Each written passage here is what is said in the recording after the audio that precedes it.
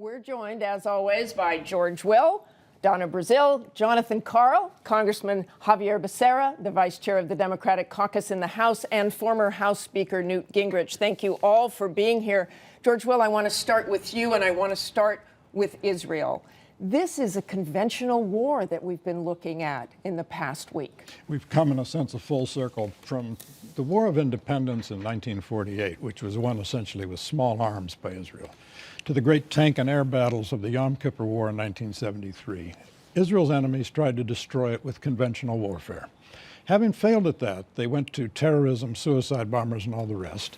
And Israel, which before had to be on the offensive because it had no strategic depth, went on the defensive. They built a fence. The problem is you can get over a fence with rockets, and there are rockets by the tens of thousands there now. Now, Senator Levin a moment ago praised, rightly, the Iron Dome anti-missile defense system, but any missile defense system can be overwhelmed by numbers. And the danger is, and Israel will not sit still for this, that they will have to go in and stop the source and supply of the rockets.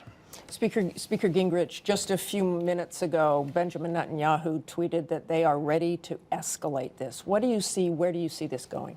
Well, I think two things. One is, you know, to end all this talk about the peace process.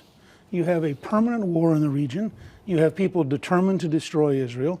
They spend all the periods of non-war building up the weapons to have war. And then when they think it's appropriate, they wage war. And then they go back to saying, oh, now let's talk about a peace process. Well, we accumulate more weapons. Second, I think the Israelis, this is very deliberate. The Israelis have analyzed an Iranian wing of Hamas and an Egyptian wing. They are methodically destroying the Iranian wing. I think they will stop when they decide they've optimized their destruction. But they are very methodically killing people and taking out assets that relate. These are Iranian rockets that are hitting Tel Aviv right now. They came in probably through Sudan. Congressman Becerra would give up on the peace process, you think? No, you want to be militarily strong so you don't have to go to war. And so whether it's Israel or it's the United States, you want to always be strong. But what you want to do is get to the negotiating table, because that's where you broker the best agreement. And so I think the president has been clear. He's been forceful. America is speaking with one voice, and we have to see us get back to the negotiating table. John Karl, what happens if this does escalate? How should the U.S. be approaching it, in your view? How is the U.S. approaching it? Are we doing enough? Well, what's interesting is you see absolute agreement across the board, as you always do when it comes to Israel, that Israel is within its rights to defend itself. That is what this is about. This is responding to, persistent attacks on its territory with these rockets. But the administration's also made it clear they don't want this to escalate, and that's the message they are sending. The president is sending to the Israelis. But this is a big test for President Morsi. Remember, Hamas is the Egyptian president. That is correct. Hamas is a member of the so-called Muslim Brotherhood. So the President Morsi has dispatched diplomats to the territory to try to de-escalate the tension. He's in touch with Turkey, the Arab League, to try to get Hamas to bring back. He's also signaling to Israel that he wants to protect the Palestinian population.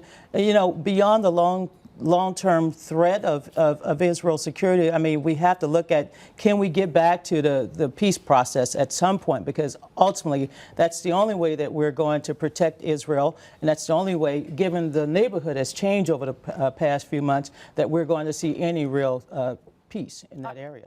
Brief point, which is, if we didn't understand what was going on in Benghazi, a relatively open city where we actually had people, why do we think the intelligence community knows what's going on in Iran? I mean, well, those questions, we've had those questions for many years, and people are asking those questions. And the CIA was consistently wrong in a consistent direction about Soviet missiles, about Soviet economic growth. The record of error is I think we'll have questions about a lot of those. Our beef is with the intelligence community. I think we've made that pretty clear right here. I think we've made that pretty clear.